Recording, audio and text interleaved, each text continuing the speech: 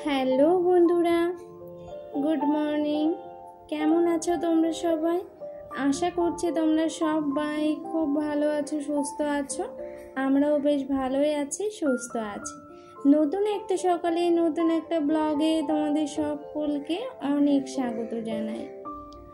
আর ঘড়িতে এখন বাজে প্রায় 6টার কাছাকাছি। ঘুম থেকে আজ একটু তাড়াতাড়ি উঠেছি। আর আজ হচ্ছে সোমবারে সকাল থেকে ভিডিওটা শুরু করছি।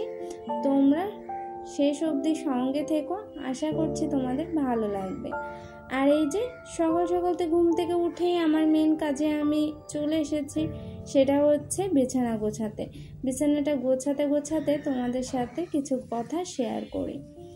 আর একটা জিনিস দেখবে বন্ধুরা, আমরা একমাত্র হাউস ওয়াইফরাই কিন্তু এই চার দেওয়ালে মধ্যে থাকতে থাকতেই আমাদের সারা জীবনটা কেটে যায়। আমরা যেন এই সংসারের মায়া থেকে খুব সহজে বেরোতে পারি না। আমরা কোথাও গেলেও আমাদের মনটা কিন্তু এই বাড়িতেই পড়ে থাকে, এই সংসারেই পড়ে থাকে, তাই না বলো? এই জন্য আমরা কোথাও যেয়ে এক মুহূর্ত শান্তি পাই না। আর দেখো, তোমাদের সাথে গল্প করতে করতে আমি বিছানাটা গুছিয়ে চলে আসলাম টেবিলটা ক্লিন করতে। কারণ টেবিলের উপরে বুঝতেই পারছো অজস্র জিনিস হয়ে গেছে রাত থেকে রাখতে। আমার না প্রত্যেক দিন এমনই হয় জানো। আর রাত্রে জিনিস রাখা শুরু করি, রাখতেই সকাল অবধি পুরো টেবিলটা আমার ভর্তি হয়ে যায়। আর সকালে উঠে আমি আগে বিছানাটা গুছিয়ে সর্বপ্রথম চেষ্টা করি টেবিলটা একটু ক্লিন করার, না হলে যেন আমার না কেমন একটা লাগে ভেতরে। এই জন্য চলে আসলাম। তোমাদের দাদা ভাইয়ের খাবারটা আগে রেডি করে নিই, ও আবার স্নানে গেছে, চলে আসবে। কারণ মুড়িটা একটু না ভিজলেও খেয়ে কোনো লাভ নেই। এই জন্য একটু 10-15 মিনিট অন্তত পক্ষে একটু আগে ভেজালে একটু উপকারটা হয়তো একটু পাওয়া যেতে পারে। আর দেখতেই পাচ্ছ টেবিলের উপরটা এখনো গুছিয়ে উঠতে পারিনি, চলো গুছিয়ে নিই। আর তোমাদের দাদা ভাই তো কাল আনারসটা নিয়ে এসেছিলো, তোমাদেরকে দেখিয়েছিলাম একদম ভিডিও শেষে, কিন্তু আনারসটা সেভাবেই পড়ে আছে, এখনো খাওয়া হয়নি। জানি না কবে খাওয়া হবে, আদৌ হবে কি না। কারণ তোমাদের দাদা ভাই এতটাই ব্যস্ত যে আমি ওকে জিনিসটা কেটে দেবো খেতে, ও যে খাবে সেই সময়টাও তার নেই। এই জন্য আর কাটাও হচ্ছে না। আর জানোই তো আমার এবারে তো আর ফ্রিজ নেই, এই জন্য আমি কেটে যে ফ্রিজে রাখবো। আর ফল জিনিসটা দেখবে ফ্রিজে রেখে না খাওয়াটাই আমার মনে হয় ভালো। কোনো কিছুই দেখবে ফ্রিজে রেখে খাওয়াটা শরীরের পক্ষে ভালো না, কিন্তু আমরা তাও রাখি কারণ না রেখে উপায় থাকে না, এই জন্য।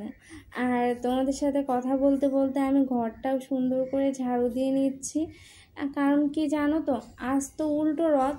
আর মূল কথা, আমার না আজকে রান্না করার আগে মনেই ছিল না, আর আমি জানতামও না যে আজকে উল্টো রথ। আমি দেখেছিলাম যে দেখাচ্ছে নেটে যে পুরীতে হচ্ছে কিবার 16 তারিখে উল্টো রথটা।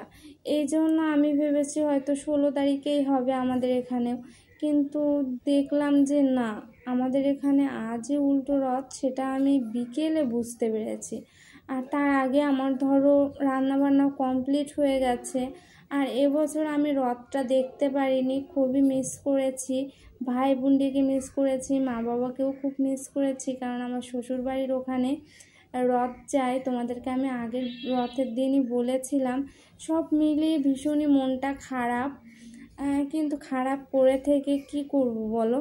আমার তো আর খারাপ করে থেকে বসে থাকলে চলবে না, সংসারের কাজগুলো করতেই হবে। আর প্রত্যেক দিন তো আর মানুষের এক যায় না, এই ভালো খারাপ মিশিয়েই তো আমাদের জীবন। চলো, এখন খারাপ আছি, হয়তো 5 মিনিট পরে আবার মনটা ভালো হয়ে যাবে, তাই না? আমরা বাড়ির হাউস ওয়াইফরা দেখবে খুব অল্পতে যেমন খুশি হতে পারি, আর খুব অল্প কষ্টতে আমরা খুবই ভেঙে পড়ি। এটাই হচ্ছে একজন বাড়ির বউয়ের অভ্যাস বলতে পারো, একটা দোষ বলতে পারো, কিংবা একটা গুণ বলতে পারো। আর এই যে চলে আসলাম ব্রাশ করতে, কারণ ব্রাশটাও করতে পারিনি সকাল থেকে, সংসারের টুকিটাকি কাজ করতে করতে আমার মানে সময় হয়নি। আর চলো টেবিলের উপর থেকে আগে বাসনগুলো আমি সরিয়ে ফেলি, তাহলে দেখবে টেবিলটা অনেকটাই ফ্রেশ হয়ে গেছে। আর আমার কাছে সব থেকে বিরক্তিকর, সব থেকে অসহ্যজনক কাজ হচ্ছে এই জগের উপরে গামলাটা দিয়ে রাখা, গ্লাসগুলোর উপরে থালা দিয়ে রাখা। এটা এতটা বাজে লাগে, তোমরা তো ভিডিওতে দেখে বুঝতেই পারো বাজে লাগে, কিন্তু আমার না অপশান নেই হাতে। আমি এতটা মাছির অত্যাচারে এ বাড়িতে ভরপুর অবস্থা যে আমি এইগুলো মানে কিছুতেই সরাতে পারছি না জীবন থেকে।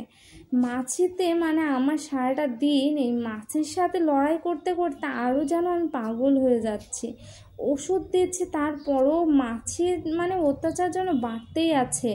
মানুষ বাড়ির লোকের অত্যাচারে অতিষ্ঠ হয়ে যায় না, আর আমি হচ্ছে এই ফ্ল্যাটে এসে মাছির অত্যাচারে একদম ওষ্ঠাগত হয়ে যাচ্ছি। এই হচ্ছে ব্যাপার। আর আজকের ভিডিওটা সকাল থেকেই শুরু করেছি, তোমরা দেখতে থাকো কতটা করতে পারি। আশা করছি রাত অবধি কিছুটা অবধি তোমাদের শেয়ার করতে পারবো। আর কথাটা একটু আটকে যাচ্ছে, কিছু মনে করো না, কারণ বোঝোই তো অভ্যেস নেই, একটু আটকে গেলেও একটু মানিয়ে দেখে নিও।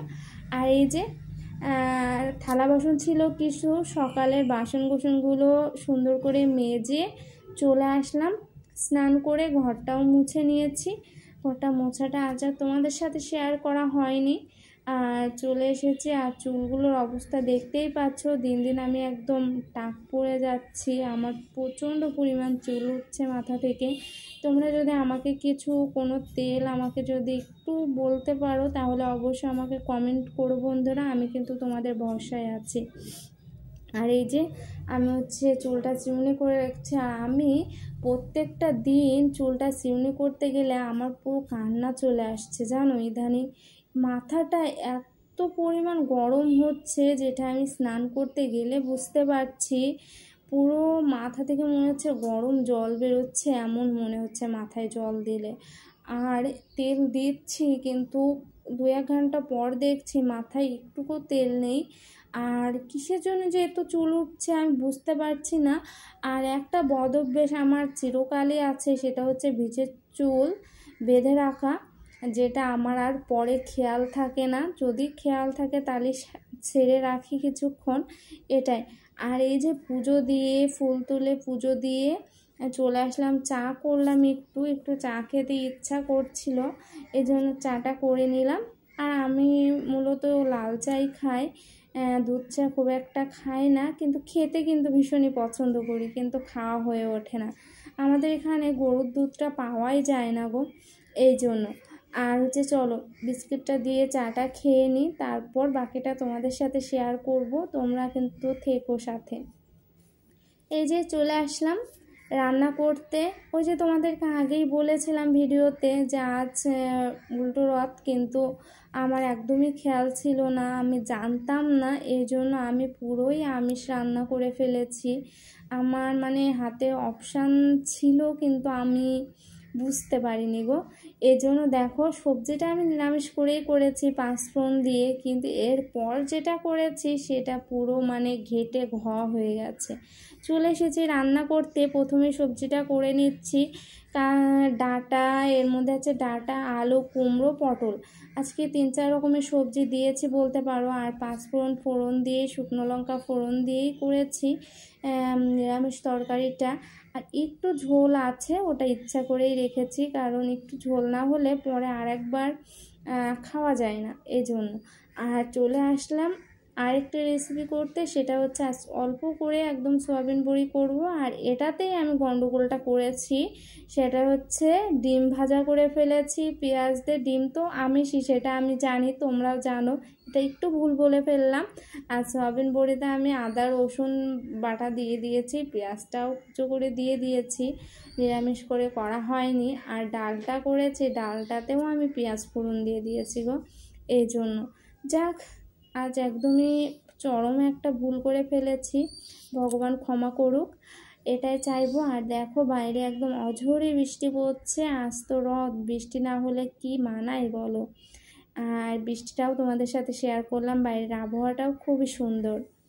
আর চলে আসলাম রাতে ভাজা পোড়া খেতে। তোমাদের দাদাভাই এই মাত্রই আসলো বাড়িতে, আর এই যে এসেছে সবজির চপ নিয়ে এসছে, আর তার সাথে এনেছে বাদাম। আর আজকে রাতের টুকিটাকি খাবার দেখিয়েই তোমাদেরকে ভিডিওটা শেষ করছি। ঘড়িতে এখন বাজে প্রায় 10টার কাছাকাছি। তোমরা আজকের ভিডিওটা কেমন লাগলো সেটা কমেন্টে জানাতে ভুলো না, অবশ্যই একটা লাইক করে দিও। আর এইভাবেই আমার পাশে থেকো। দেখা হচ্ছে নতুন একটা সকালে, নতুন একটা ব্লগে। ততক্ষণ সুস্থ থেকো, টাটা বন্ধুরা।